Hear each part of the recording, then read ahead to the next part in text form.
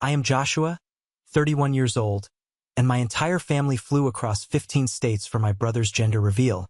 But a month later, not a single one of them showed up to my wedding. Thank you for being here. Grab a warm glass of water, sit down, and listen to my whole story. I stood in the middle of my quiet apartment, staring down at my phone resting on the kitchen counter. It was vibrating so hard and so continuously that it was slowly inching its way toward the edge of the granite. The screen was a blinding wall of notifications. Missed calls, text messages, urgent voicemails.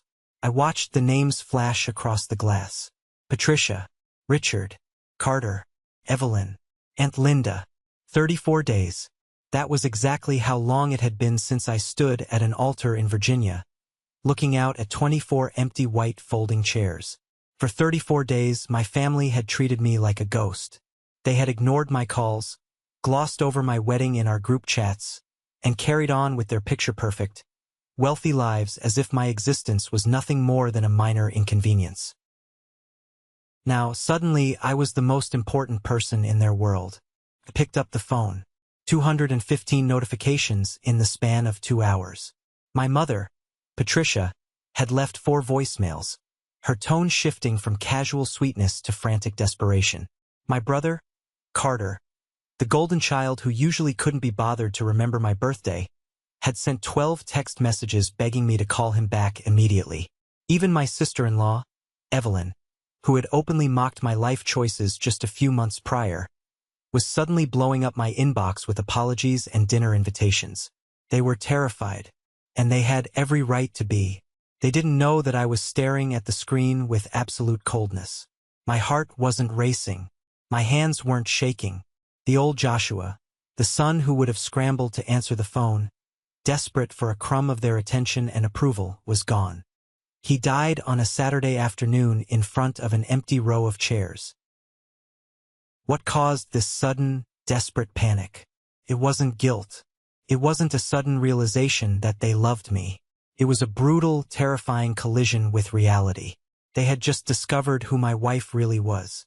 The woman they had sneered at, the woman they had deemed unimportant, held the absolute power to save them from total financial ruin or let them drown. And right now, their entire empire was crumbling to the ground.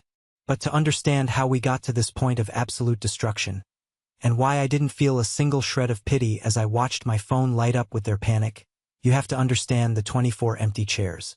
You have to understand the house in Falls Church, and the lifetime of being the invisible son. Because the distance they claimed kept them from my wedding was never about geography. It was always about value. To understand my family, you just had to look at our dining room table. We lived in a sprawling, 5-bedroom colonial in Falls Church, Virginia. My mother, Patricia, treated that house less like a home and more like a showroom. She ran a chain of 5 high-end boutique clothing stores called Maison Patricia, and her entire identity was wrapped up in the illusion of flawless, generational wealth. Everything had to look expensive. Everything had to be perfect. My father, Richard, ran a management consulting firm.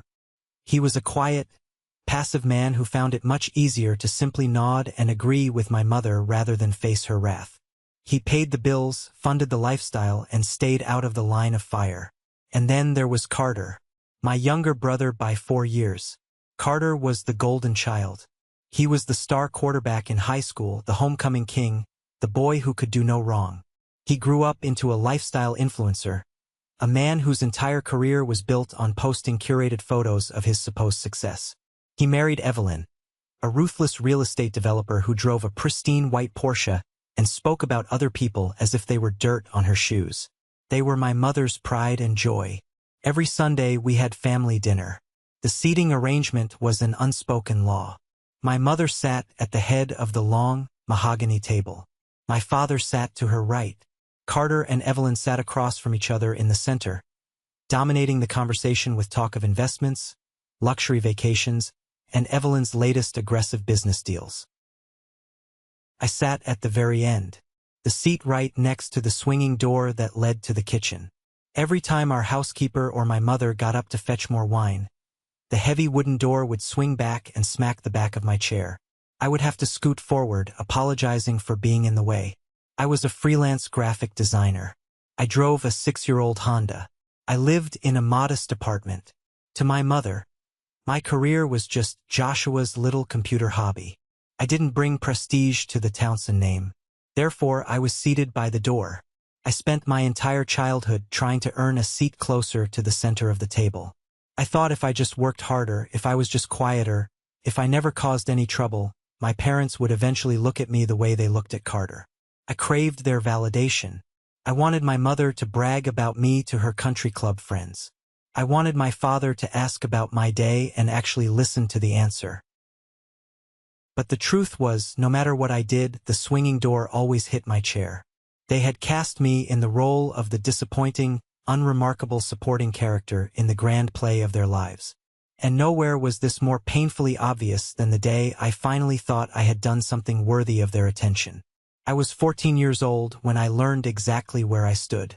I had spent 4 months working on an oil painting of the Shenandoah Valley for the Virginia statewide Young Artist Competition. There were over 2,000 entries that year. I poured my soul into that canvas. I stayed after school every single day in the art room, my hands stained with paint, trying to capture the exact way the sunlight hit the mountains. When the letter arrived in the mail saying I had won first place, my hands shook. I ran into the kitchen and handed it to my mother. She glanced at it, offered a tight, polite smile and said, "That's nice, Joshua. Make sure you wash your hands before dinner." But she promised she would be there at the award ceremony. She promised she would sit in the front row. The ceremony was held in a large auditorium in Richmond. When they called my name, the spotlight hit the stage. I walked up to the podium, holding my brass plaque, my heart swelling with a pride I had never felt before. I looked out into the audience, searching for my mother's face. The third row where she said she would be was empty. My art teacher, Mrs. Calloway, was the only one clapping for me. I could see tears in her eyes. But my family wasn't there. Mrs. Calloway had to drive me home that night in her station wagon. I walked through the front door of my house, clutching my heavy brass plaque, and found my mother sitting on the living room floor, surrounded by expensive sports equipment. She looked up at me, barely registering the plaque in my hands. "Oh, sweetie, I'm so sorry," she said, her voice dripping with that fake, syrupy tone she used to dismiss people. "But Carter's regional championship is in 2 weeks and he needed new custom cleats and gear. You understand, right? Your little painting will still be there tomorrow." My little painting. Not my achievement. Not my hard work. My little painting. I walked up to my room and closed the door. I didn't cry. I just felt a heavy, cold stone settle in the pit of my stomach. The next day, I took the painting out of the trunk of Mrs. Calloway's car. I didn't hang it on my wall. I didn't show it to my father. I wrapped it in a trash bag and shoved it into the darkest corner of the garage, behind a stack of Carter's old athletic trophies. I stopped painting after that. I convinced myself that art was a waste of time, just like my mother said. I learned to keep my head down, to expect nothing, and to accept my place by the kitchen door. I thought I had buried the hurt. I thought I had moved on. But the truth is, you never really stop wanting your parents to show up for you. It took another 17 years for me to finally understand that they never would. I met Chloe on a rainy Tuesday afternoon in a small, independent coffee shop in Georgetown.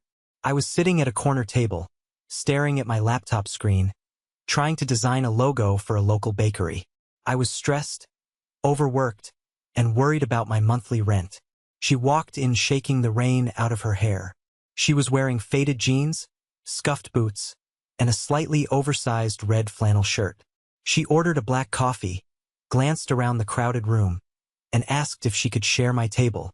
I nodded, barely looking up from my screen. For the first 20 minutes, we sat in silence. Then, she leaned over and pointed at my laptop. "The kerning on that font is driving me crazy," she said casually. I blinked, surprised. I looked at the letters. She was right. I adjusted the spacing, and the logo instantly looked better. "Thanks," I said. "I'm Joshua, freelance designer." "Chloe," she smiled, extending her hand. I work in finance. Mostly boring spreadsheets and long meetings. We talked for 3 hours. We talked about art, about the city, about our favorite terrible movies. There was an ease to her that I had never encountered before. She didn't ask me how much money I made. She didn't ask what kind of car I drove. She just asked what made me happy. In my family, every conversation was a transaction, a subtle sizing up of your net worth. With Chloe, it was just human connection. We started dating. We ate cheap takeout on my tiny apartment balcony. We took long walks around the monuments at night. She always drove an old, dented Subaru. She never wore designer clothes or expensive jewelry. When my mother asked about her during one of our forced Sunday dinners, I kept it brief. She works in an office downtown, I said, ignoring Evelyn's dramatic eye roll across the table. Well, as long as she can pay her own rent, my mother sniffed, slicing her steak. We certainly don't need any gold diggers attaching themselves to this family. I almost laughed out loud at the irony. My family's entire existence was built on digging for gold. But I kept my mouth shut. I loved Chloe. I loved the simple, quiet life we were building together. I didn't want the toxicity of the Townsend family anywhere near her. I wanted to protect her from their judgment and their endless obsession with status. I thought I knew exactly who she was. A hard-working, middle-class woman who understood the value of $1. Couldn't have been more wrong. The truth about Chloe was hiding in plain sight, and when it finally came to light, it felt like the ground had vanished beneath my feet. I found out on a Thursday. I was at my friend Elijah's office. Elijah was a corporate lawyer in D.C., the kind of guy who read financial briefs for fun over his lunch break. He was a loyal friend, one of the few people who knew exactly how awful my family could be. We were eating sandwiches at his desk when he suddenly stopped chewing, staring intently at his computer monitor. He slowly turned the screen toward me. "Joshua," he said, his voice unusually serious. "How long have you been dating Chloe?" 8 months, I said, confused. "Why?" Elijah tapped the screen. It was an article from Forbes magazine. The headline read, "The Quiet Powerhouse: How Ashford Capital's 30-year-old CEO is Reshaping Private Equity." Beneath the headline was a high-resolution professional photograph. It was Chloe. She wasn't wearing a flannel shirt. She was wearing a tailored navy suit. Her hair was perfectly styled. The caption named her as Chloe Ashford, founder and CEO of a private equity fund managing $2.3 billion in assets. Billion. With AB. I stared at the screen until my vision blurred. My brain refused to process the information. The woman who split a $12 pizza with me on Friday nights was running a multi-billion-dollar empire. I confronted her that evening. When she walked into my apartment, I had the article pulled up on my laptop. She saw it, froze, and let out a long, heavy sigh. She didn't try to lie. She sat down on my worn-out couch and looked me straight in the eyes. "I'm sorry I didn't tell you," she said softly, "but I needed to know who you were." She explained that she had inherited a modest sum from her grandfather and turned it into an empire through sheer brilliance and ruthless work ethic. But as her wealth grew, the people around her changed. "I watched money turn people into strangers," she told me, her voice tight with emotion. "Men dated me for my connections. Friends kept pitching me business ideas. I swore I'd never let that happen to me again. I wanted to know if I met someone, would they stay if they thought I had nothing?" I sat there, absorbing her words. I thought about my mother, who measured a person's worth by the brand of their shoes. I thought about Carter and Evelyn, who would likely trample over their own grandmother for a lucrative real estate deal. "I understand," I told her, and I meant it. I made a decision right then and there. We were going to keep her identity a secret from my family. I knew exactly what would happen if Patricia and Evelyn found out that my girlfriend was a billionaire CEO. They would suddenly love me. They would suddenly invite me to the center of the table. They would swarm Chloe like sharks smelling blood in the water. I wanted my family to love me, not for my proximity to wealth. It was a foolish, naive hope, but I clung to it. Elijah warned me, When they find out, and they will, he said, adjusting his glasses. They are going to show you exactly who they are. I didn't listen. I was about to learn the hard way. Chloe proposed to me on a quiet Sunday morning while we were making pancakes in my tiny kitchen. There was no grand gesture, no photographer hiding in the bushes, no expensive restaurant. She just handed me a coffee mug, slipped a heavy platinum band onto the counter, and asked if I wanted to make breakfast with her for the rest of our lives. I said yes before she even finished the sentence. That evening, I took a picture of our hands together, the ring gleaming in the kitchen light. I opened the Townsend family group chat. My heart was actually thumping in my chest. Even after everything, that little 14-year-old boy inside me still wanted his family to be happy for him. I typed out the message. She asked. I said yes. We're getting married. I hit send and watched the screen, waiting for the flurry of congratulations. 10 minutes passed, then 20. Finally, my phone buzzed. It was my mother. "That's nice, Joshua," she wrote. That was it. 3 words. But before I could even process the sting of that hollow response, another message popped up instantly from her. "Patricia, Evelyn, Carter, have we finalized the balloon arch colors for the gender reveal party next month? I'm thinking we need more gold to match the Porsche." Evelyn, "Yes, gold and white. It's going to be so elegant.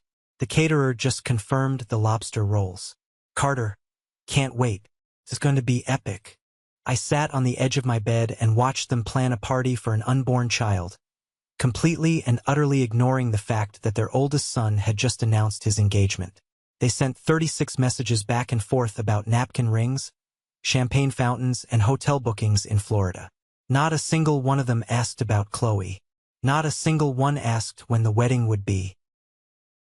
It was as if I had walked into a room and shouted my good news, and they had all just turned their backs and continued discussing the weather. I showed the chat to Chloe. She read it quietly, her jaw tightening. She didn't offer empty platitudes. She didn't tell me they didn't mean it. She just pulled me into a hug and said, "We don't need their permission to be happy, Joshua." But the rejection settled deep in my bones. When Carter had gotten engaged to Evelyn, my mother threw a lavish engagement party at the country club with 80 guests. She hired a professional photographer. She posted about it for weeks. For me, I got a "that's nice" and a pivot to balloon colors. It was the first undeniable proof of the war that was coming. I was drawing a line in the sand by marrying someone they deemed ordinary, and they were responding by freezing me out entirely. The storm was gathering, and the first major strike was going to happen 15 states away, at a party paid for with dirty money and built on an ocean of lies. The gender reveal party was held a month later at a luxury beachfront resort in Naples, Florida. My mother had spared absolutely no expense. She flew out 23 members of our extended family. Aunt Linda from Connecticut, Uncle Jim from Ohio, cousins I hadn't seen in a decade. They all got fully paid flights and hotel rooms. The total cost was easily north of $40,000. Chloe and I flew down, but we paid for our own economy tickets and booked a cheap motel 2 miles down the road from the resort. When we arrived at the party, it was a circus of excess. There was a live jazz band, a raw seafood bar, and a massive ice sculpture. Evelyn was holding court by the pool, heavily pregnant, complaining loudly about how difficult it was to find good valet parking for her new white Porsche Cayenne. We were seated at a table on the far edge of the patio, right next to the kitchen doors where the waitstaff rushed in and out. The familiar spot. During dinner, Carter and Evelyn finally graced our table with their presence. Carter slapped me on the back, smelling strongly of expensive scotch. "Hey bro, glad you could make it to the main event." Evelyn looked Chloe up and down, her eyes lingering on Chloe's simple, off-the-rack sundress. Evelyn smirked, a cruel, practiced expression. "So, Chloe," she said, her voice carrying over the music, "still doing that little office job? Data entry or whatever it is?" I felt my blood boil. "She works in finance, Evelyn." Evelyn laughed, a sharp, grating sound. "Right? Like a day trader thing. How cute." Carter's firm is about to close a massive waterfront development deal in Virginia Beach. Real money, you know? Not just pushing papers around. Chloe didn't flinch. She took a sip of her water, her expression completely serene. That sounds very ambitious, Evelyn. I hope the financing is solid. Real estate development can be quite risky if your collateral isn't properly valued. Evelyn's smile faltered for a fraction of a second, a flash of genuine panic crossing her eyes before she masked it with arrogance. We don't worry about risk. We play in the big leagues. She turned away, dismissing us entirely. Later that evening, I watched my family gather on the beach as a chartered helicopter flew overhead, dropping thousands of gold and white confetti pieces into the ocean to announce they were having a boy. My mother was weeping tears of joy. Aunt Linda was cheering. It was a picture-perfect family moment.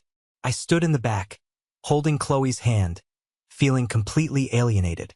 I looked at these people, my blood, and realized I felt absolutely nothing for them anymore. They had spent $40,000 to celebrate themselves, while actively tearing down the woman I loved. I didn't know it then, but Evelyn's boast about her big league real estate deal was a massive, fragile house of cards. And the woman she had just mocked as a lowly paper pusher was the exact person who held the power to knock the entire thing down. We planned our wedding for 6 weeks after the Florida extravaganza. It wasn't a $40,000 spectacle. It was a simple, elegant afternoon ceremony at Willowbrook Vineyard, a beautiful property in the Virginia foothills. It was exactly a 2-hour drive from my parents' house in Falls Church. I sent out 23 invitations to the exact same family members who had just flown across the country for Carter. I gave them plenty of notice. I even offered to help coordinate carpools for some of the older relatives. Then the RSVPs started coming back. Decline, decline, decline. Aunt Linda wrote, "We just flew to Florida last month, sweetie. We're completely travel exhausted. Connecticut to Florida was a 3-hour flight. Connecticut to Virginia was a 4-hour drive. But apparently, exhaustion only applied to my events." Evelyn texted, "I'm pregnant, Joshua. I can't be bouncing around in a car for 2 hours. Send pics though." She was 5 months pregnant. The exact same 5 months pregnant she was when she danced in heels until midnight in Florida. My father sent a brief email. "I'll try, Joshua. You know how your mother gets with her schedule." He didn't try. 10 days before the wedding, my mother called. Elijah, my lawyer friend, had advised me to start recording my calls with her. "Virginia is a one-party consent state," he had said. "Protect yourself." I hit the record button. "Joshua, honey," my mother said, her voice dripping with fake sympathy. "It's just a small ceremony anyway, right? It's not like Carter's reveal. That was a real family event. Don't take it personally that we can't make the drive. We're just so busy with the boutiques." She didn't even say sorry. She called my wedding not a real event. I hung up the phone and stared at the wall. 23 invitations. 23 declines. The day of the wedding was beautiful. The sun was shining, and the wisteria was in full bloom over the arbor. Chloe looked breathtaking in her white dress. But when I stood at the altar and looked out at the seating, the reality hit me like a physical blow. On Chloe's side, there were 30 guests. Her mother, Margaret, a retired law professor who treated me with more respect in 1 year than my mother had in my entire life, sat in the front row. Her friends and colleagues were there, smiling warmly. On my side, there was Elijah, Mrs. Calloway from high school, and a few college buddies. Behind them were 24 perfectly aligned, empty white wooden chairs. The wedding planner had offered to remove them, to close the gap so it didn't look so stark. "No," I told her. "Leave them. I want to see it. I wanted to burn that image into my memory. I wanted to remember exactly what my family's love looked like. Nothing. Blank space." Chloe stood in front of me, took both my hands in hers, and looked directly into my eyes. She didn't look at the empty chairs. "Their absence is not your failure, Joshua," she whispered, her voice strong and unwavering. "It's their loss. And one day, they will know exactly what they missed." We said our vows. We kissed. We drank champagne and danced under the string lights. It was the happiest day of my life, but beneath the joy was a cold, hard resolve that had finally solidified in my chest. The day after my wedding, the grief finally burned away, leaving behind something much more dangerous. Absolute clarity. I wasn't sad anymore. I was done being the victim.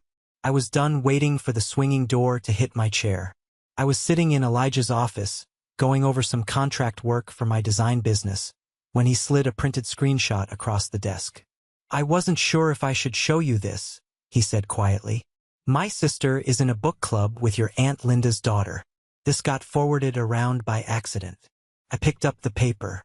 It was a screenshot of a text message sent from my mother to a massive group chat containing every single member of the Townsend extended family.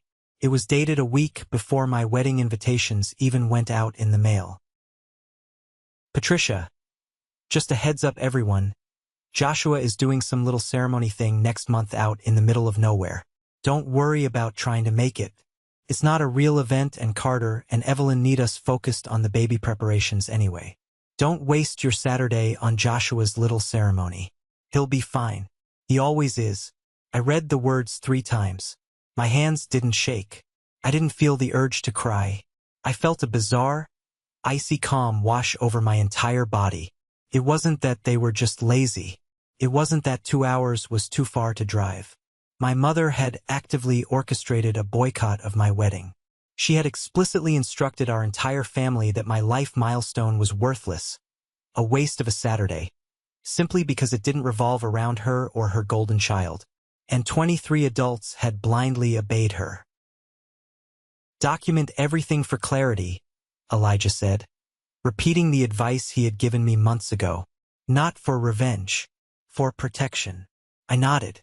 I went home, opened my laptop, and created a new folder on my Google Drive. I named it Receipts. I started dropping files into it. The screenshot Elijah gave me. The recording of my mother calling my wedding not a real event. The snarky text messages from Evelyn about being too pregnant to drive. The decline RSVP cards citing travel exhaustion right after they flew to Florida. I made a spreadsheet tracking exactly how much money they spent on Carter versus the $0 and 0 minutes they spent on me. I didn't know exactly what I was going to do with this folder yet, but I knew that the truth was a weapon, and for the first time in my life I was holding the handle instead of standing in front of the blade. While I was building my arsenal in silence, the universe was already setting up the board for my family's destruction. The luxury lifestyle they worshipped was built on a foundation of sand, and the tide was rapidly coming in. The dominoes were lined up, and the first one was about to fall right onto Evelyn's expensive white Porsche. The collapse began slowly, a series of quiet financial tremors that soon turned into a catastrophic earthquake. Evelyn's highly boasted real estate project, the Keller Residences in Virginia Beach, hit a massive brick wall. She and Carter had leveraged everything they owned, including their house and the cars, to secure the initial construction loans. But the general contractor walked off the job after Evelyn missed 3 consecutive progress payments.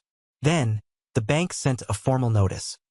Produce $1.8 million in liquidity within 60 days, or face immediate foreclosure on the entire development.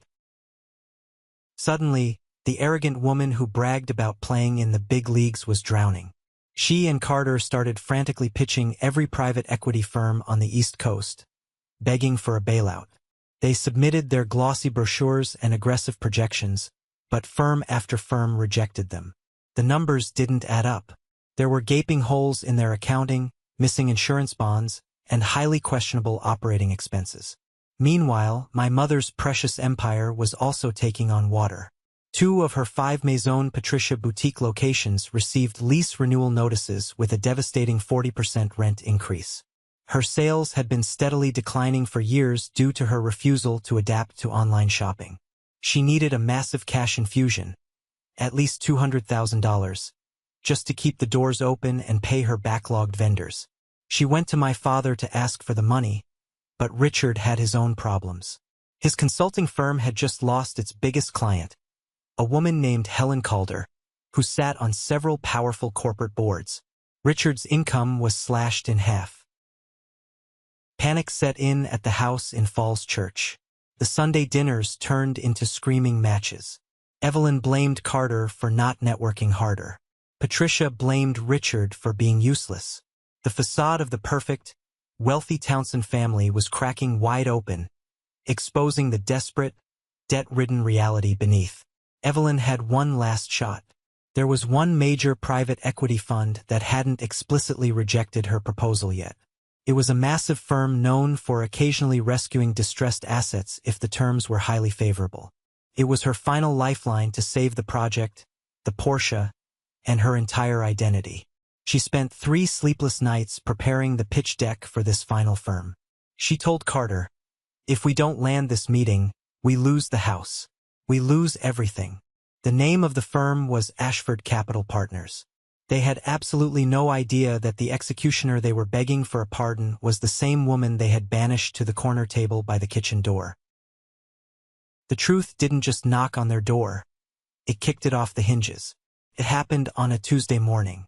Greg Mitchell, Evelyn's junior business partner, was doing the standard due diligence before formally submitting the final pitch deck to Ashford Capital. He was sitting in their rented office space, digging through the firm's website to find an angle, trying to figure out who the decision-makers were. He Googled the CEO. The search results instantly pulled up the Forbes magazine feature. Greg stared at his computer screen. He blinked, rubbed his eyes, and looked again. He recognized the face. He had seen that exact woman standing quietly in the background at the absurdly expensive gender reveal party in Florida. He had heard Evelyn mock her. He knew she was married to Carter's brother. Greg slowly turned his laptop around to face Evelyn. "Evelyn," he said, his voice trembling, "isn't this Joshua's wife? The one you said was a day trader?" Evelyn looked at the screen. The color completely drained from her face, leaving her looking like a ghost. She read the headline, "Chloe Ashford, CEO, $2.3 billion in assets."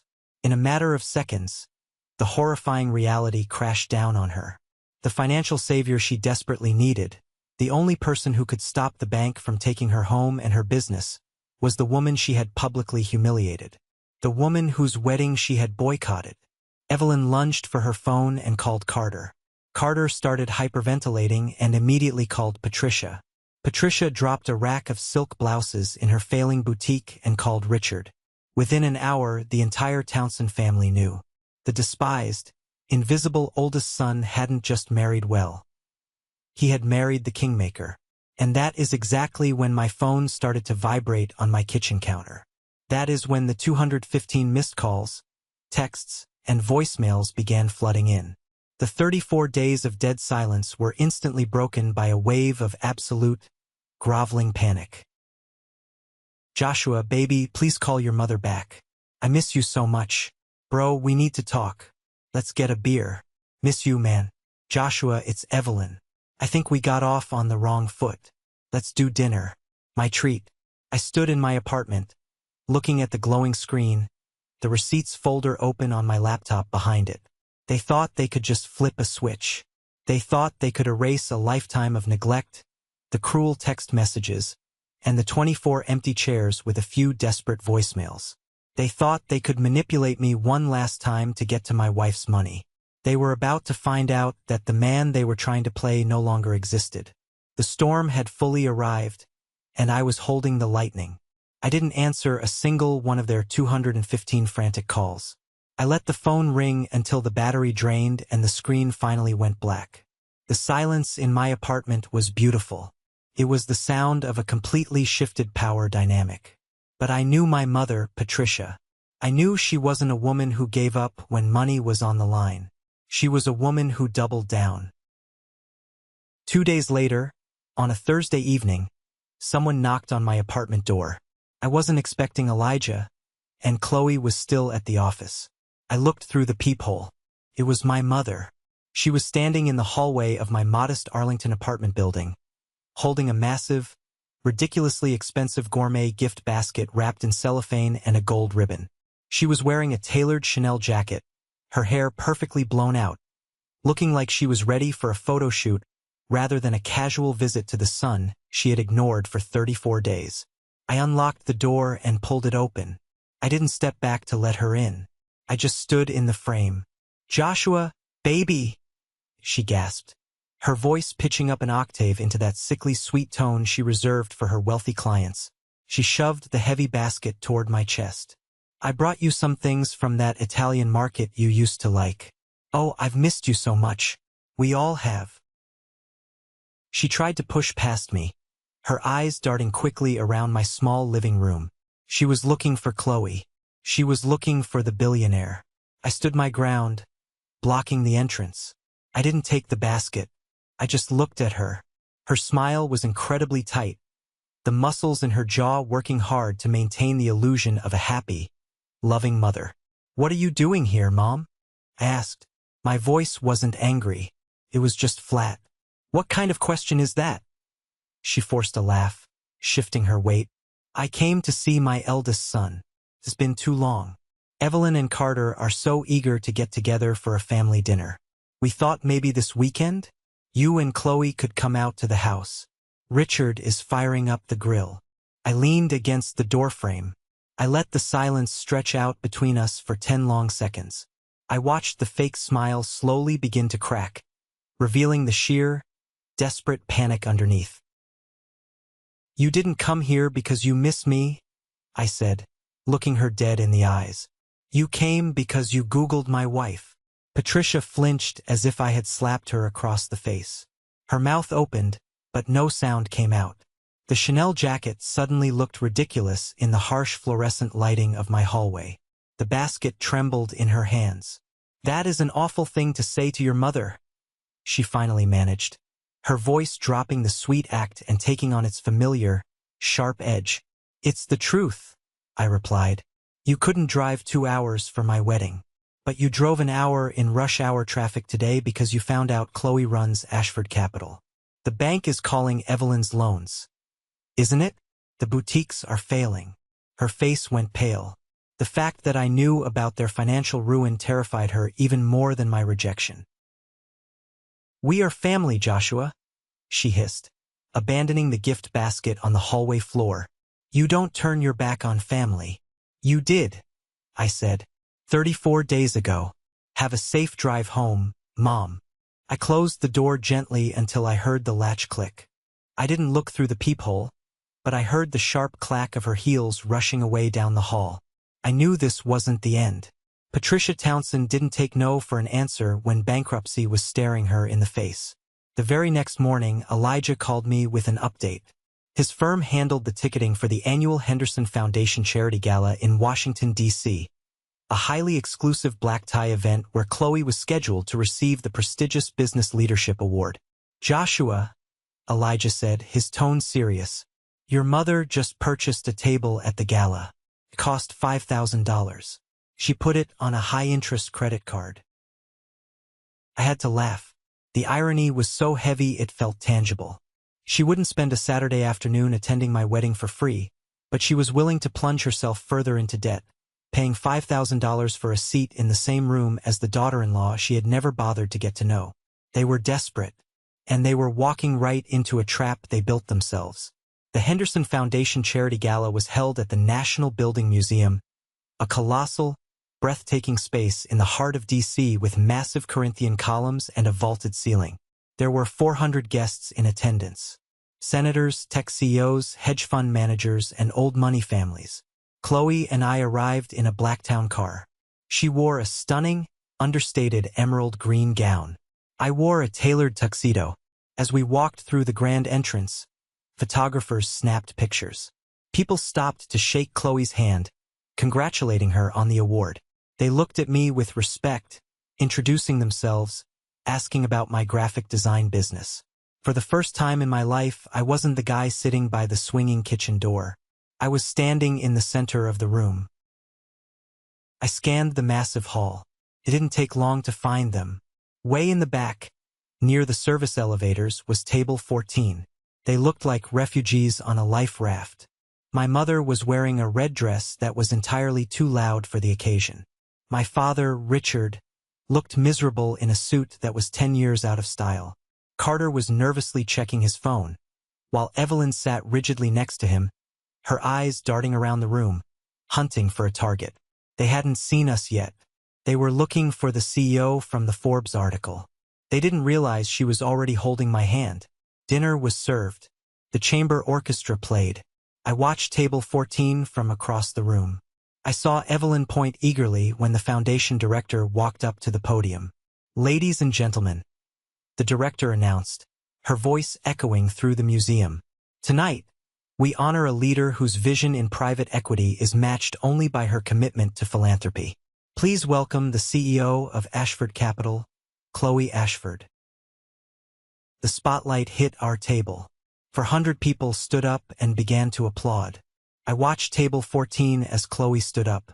I watched my mother's champagne glass freeze halfway to her mouth. I watched Carter's jaw physically drop. Evelyn gripped the edge of the table so hard her knuckles turned completely white. They watched, paralyzed in shock, as the billionaire they desperately needed to save their lives leaned down, kissed the son they had thrown away, and walked gracefully up to the stage. Chloe took the microphone. She was brilliant. She spoke about the responsibility of wealth, about funding education programs, and about the hard work required to build something lasting. The room was captivated. Then she paused. She looked directly at me. "But none of this," she said, her voice softening, echoing clearly across the silent hall. "None of this matters without the right partner. I want to thank the man who loved me when he thought I was just a woman in a worn-out flannel shirt. The man who values character over a bank account. My husband, Joshua. You are my anchor." The applause erupted again. I stood up and nodded. I looked at table 14. My mother looked like she was going to be physically sick. My father was staring down at his plate. The game was over. The truth was out in the brightest light possible. But the night wasn't finished. As soon as the speeches concluded and the band started playing, I saw them moving. Patricia, Carter, and Evelyn were weaving aggressively through the crowd of wealthy donors, making a beeline straight for our table. My father trailed behind them, looking like a man walking to his own execution. I stood up.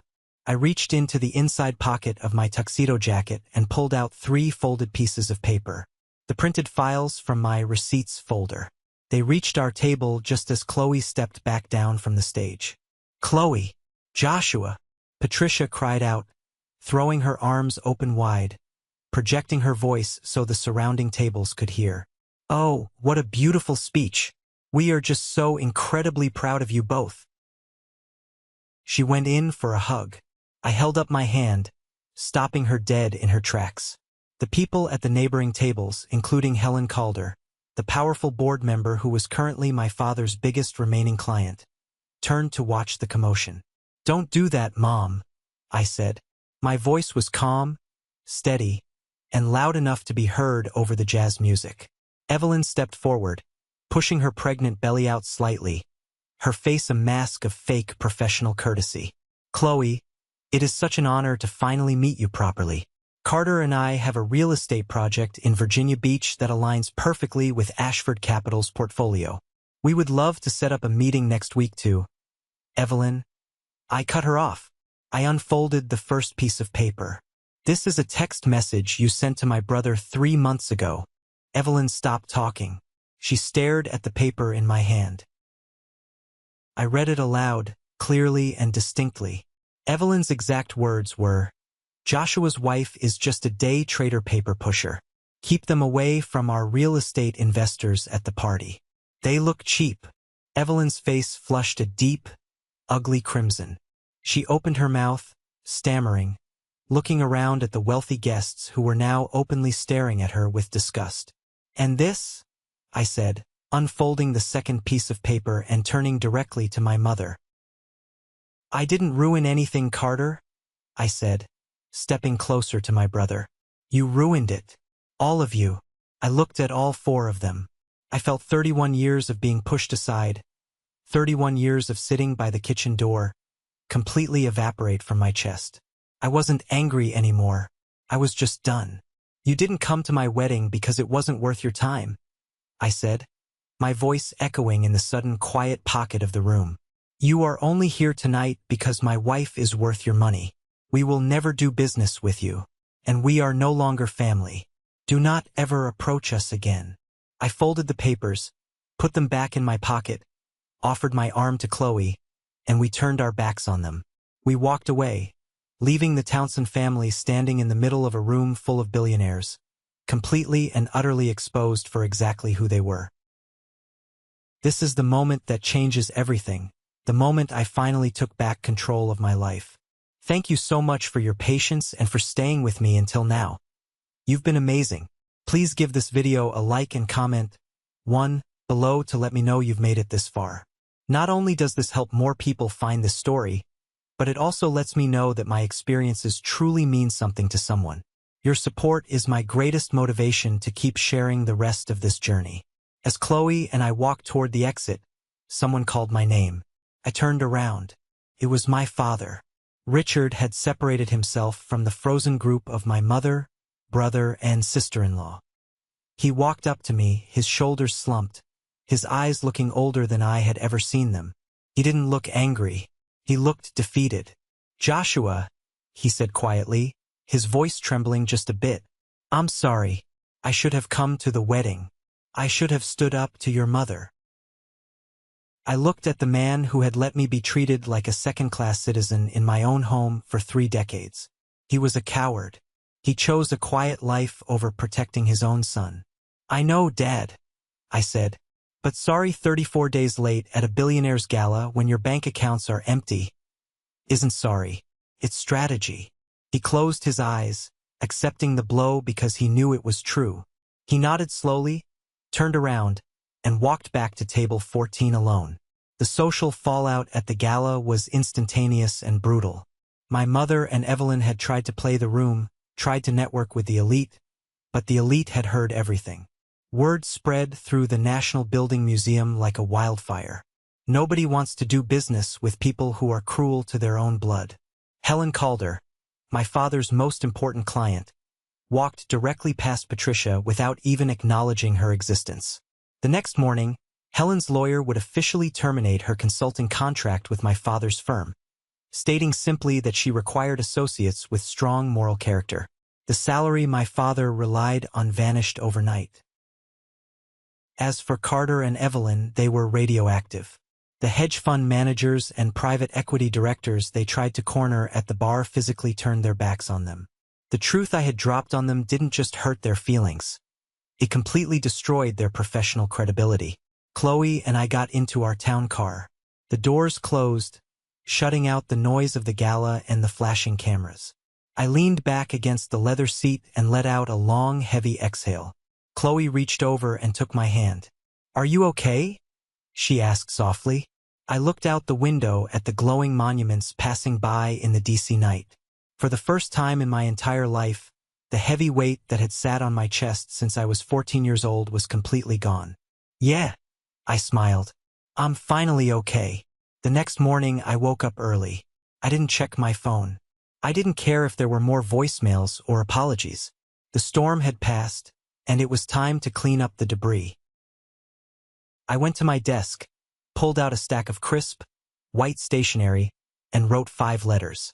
One for Patricia, one for Richard, one for Carter, one for Evelyn, and one for Aunt Linda. The letters were identical. They weren't emotional. They weren't angry. They were legally precise and absolutely final. I stated clearly that due to their consistent behavior and their attempt to exploit my wife's business for financial gain, I was permanently severing all ties. I explicitly stated that they were not to contact me, Chloe, or Ashford Capital by phone, email, mail, or through third parties. Elijah reviewed the letters for me. He nodded, impressed. "It's clean. It leaves no room for interpretation." I drove to the post office and sent all 5 letters via certified mail, requiring a signature upon delivery. I wanted a physical record that they had received my final boundary. When I got back to my apartment, I sat on the couch with Chloe. I opened my phone settings, went to my contact list, and systematically blocked every single member of the Townsend family. I blocked their numbers. I blocked their social media accounts. I blocked their email addresses. Then, I called my service provider and completely changed my phone number. It was a physical act of erasing them from my daily life. It wasn't about holding a grudge. It was about protecting my peace. I realized that keeping the door cracked open for toxic people, hoping they will suddenly change and treat you with respect, is a waste of a life. The only way to win the game with people like my mother and my brother was to simply stop playing. I closed my laptop. The receipts folder was still there, but I knew I would never need to open it again. The war was over, and as the silence settled over my life, the real consequences for my family were just beginning to unfold. 6 months passed. The silence from my former family was absolute, mostly because they were entirely consumed by the fires burning down their own lives. You can't outrun bad math, and you certainly can't outrun bad karma. Evelyn and Carter's real estate project collapsed entirely. Without the bailout from Ashford Capital, the bank initiated foreclosure proceedings on the Keller residences. But the bank didn't just take the unfinished waterfront property. They came for the collateral. I heard the details through Elijah, who kept his ear to the ground in the DC legal circuits. Evelyn and Carter were forced to file for Chapter 7 bankruptcy. The bank seized their multimillion-dollar house in Virginia Beach. That pristine white Porsche Cayenne Evelyn loved to brag about, repossessed right out of their driveway by a tow truck in the middle of the afternoon. They lost absolutely everything. My parents didn't fare much better. After losing the massive Helen Calder contract, my father's consulting firm essentially flatlined. He had to lay off his remaining staff and move out of his expensive office space. The salary he used to fund my mother's extravagant lifestyle disappeared.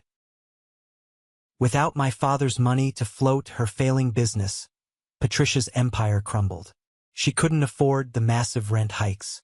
Within 4 months of the gala, she was forced to permanently close 3 of her Maison Patricia locations. The remaining 2 were bleeding money. The woman who used to sneer at people who bought off-the-rack clothing was now desperately selling her own used designer purses and Chanel jackets on Poshmark just to make the mortgage payments on the house in Falls Church. The illusion of the perfect, wealthy Townsend family was dead. They were broke, humiliated, and exiled from the country club social circles they had sacrificed everything to climb. But the financial ruin wasn't even the worst part. The deepest cut came from inside their own house. It happened at 2 o'clock in the morning on a Tuesday. My new phone rang. Only a handful of people had the number. It was Elijah. "Joshua," Elijah said, his voice thick with sleep but laced with urgency. "Carter got your new number from a mutual college friend. He's begging me to put him through to you. It's an emergency." I sat up in bed. Chloe stirred next to me. I hesitated for a moment, then told Elijah to patch the call through. "Joshua." Carter's voice came through the speaker. He was crying. Not a performative, manipulative cry. He sounded completely broken, gasping for air. "Joshua, please don't hang up. Please." "I'm listening, Carter," I said quietly. The story spilled out of him in a rushed, panicked mess. During the intense forensic audit for their bankruptcy filing, Carter's lawyer had uncovered a massive, gaping hole in their personal finances. The missing operating expenses that Ashford Capital had flagged during their initial due diligence? It wasn't just bad accounting. Evelyn had been embezzling money from their own company, $340,000. But she didn't just steal the money to buy clothes or cars. The lawyer tracked the wire transfers to a private bank account. Evelyn had been funding a lavish apartment in downtown Norfolk for a man she had been having an affair with for over a year. She had drained the company dry, siphoned off the money they had set aside for a college fund for their new baby, and handed it to her lover right under Carter's nose. "She lied to me," Carter sobbed into the phone. "About everything. The business, the money. She served me with divorce papers an hour ago. She's trying to take full custody. Joshua, I have nothing. I don't know what to do." I sat in the dark bedroom, listening to the golden child cry. This was the brother who had mocked my life. This was the brother who watched our mother throw away my art and treat me like garbage, and he had simply smiled and taken the bigger piece of the pie. He had married a monster because she looked good on paper, and now the monster was eating him alive. I didn't feel a surge of triumph. I just felt a profound, heavy sadness for the pointless waste of it all. "You need a good divorce lawyer, Carter," I said, my voice completely steady. "And you need to figure out how to rebuild. But you have to do it on your own. Joshua, please, can I just come stay with you for a few days? I just need my big brother." "No, Carter," I said softly. "You don't have a brother anymore. You made sure of that a long time ago. Goodbye." I hung up the phone. I blocked his number. I laid back down next to Chloe, closed my eyes, and went right back to sleep. While their world burned down to the studs, mine was finally taking off. At the Henderson Foundation Gala, while my family was busy imploding at table 14, the foundation director had asked about my graphic design business. The next week, she called me into her office. She had reviewed my portfolio online. She didn't care that I was married to Chloe Ashford. She cared that my work was exceptionally good. She offered me the contract to lead the complete visual rebranding of their national education initiative. It was a massive project, the kind of career-defining work I had dreamed about for years. I earned it on my own merit with my own talent. The income from the Henderson contract, combined with the steady growth of my business, gave me the financial freedom I had always worked for. 6 months later, Chloe and I bought a house. It wasn't a sprawling, pretentious mansion in Falls Church. It was a beautiful, historic farmhouse in the Virginia countryside, surrounded by old oak trees and acres of quiet, green space. On our first weekend in the new house, I went out to the detached garage where we had stored some boxes from my old apartment. I dug through the back corner until I found a heavy, flat package wrapped in a thick black trash bag. I brought it inside, laid it on the living room rug, and carefully peeled the plastic away. It was the oil painting of the Shenandoah Valley. The one I had painted when I was 14 years old. The one that won first place. The one my mother told me wasn't important enough to look at. I wiped the dust off the canvas. The colors were still vibrant. The mountains still looked exactly the way I remembered them. Chloe walked into the room carrying 2 mugs of coffee. She stopped and looked at the painting. "Joshua," she breathed, setting the mugs down. "That is stunning. Where has that been?" "Hidden," I said. "For 17 years. I picked up a hammer and a nail. I walked over to the center wall of our new living room, right above the stone fireplace. I drove the nail into the wall, lifted the heavy canvas, and hung the painting up. I stepped back and looked at it. The 14-year-old boy who had waited in the dark garage for his mother to finally notice his worth was gone. In his place was a man who knew exactly what his work, his time, and his heart were worth. It's been 2 years since that night at the gala. I'm sitting on the back porch of our farmhouse right now. The sun is setting behind the Blue Ridge Mountains, casting long golden shadows across the grass. Chloe is inside working on a puzzle in the living room, right underneath my painting. The house is quiet. It's a good kind of quiet. I don't hear from the Townsend family anymore. I know from Elijah that Carter's divorce was a bloodbath, that Patricia eventually had to sell the house in Falls Church to cover her debts, and that Richard is working a mid-level management job just to keep them afloat. They are living the exact nightmare they spent their entire lives trying to avoid. They are perfectly, painfully ordinary. People often say that the opposite of love is hate. I don't think that's true anymore. Hate requires energy. Hate requires you to still care about the person on the other end of the emotion. I think the true opposite of love is conditional presence. It's the people who only show up when you're shiny, when you're successful, or when you have something they can extract from you. My family never loved me. They loved the idea of what a family was supposed to look like, as long as it didn't inconvenience them. The moment I demanded basic human decency, the moment I stopped accepting the seat by the swinging door, the illusion shattered. I used to spend hours agonizing over why I wasn't good enough for them. I used to think the 24 empty chairs at my wedding were a reflection of my own failure. But looking back now, I realize those empty chairs were the greatest gift they ever gave me. They showed me exactly who they were, which gave me the freedom to walk away and figure out exactly who I am. I am Joshua. I am an artist. I am a husband. and I am finally wonderfully visible. Thank you for sticking around and listening to my story.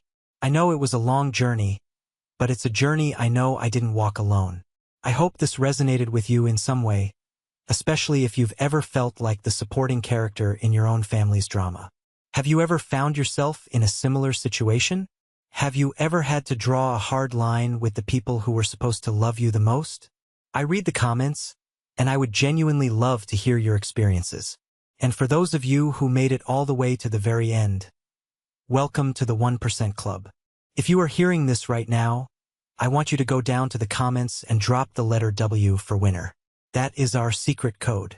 That tells me that you are part of the amazing group of people who stuck with me through the pain, the betrayal, and the victory at the end.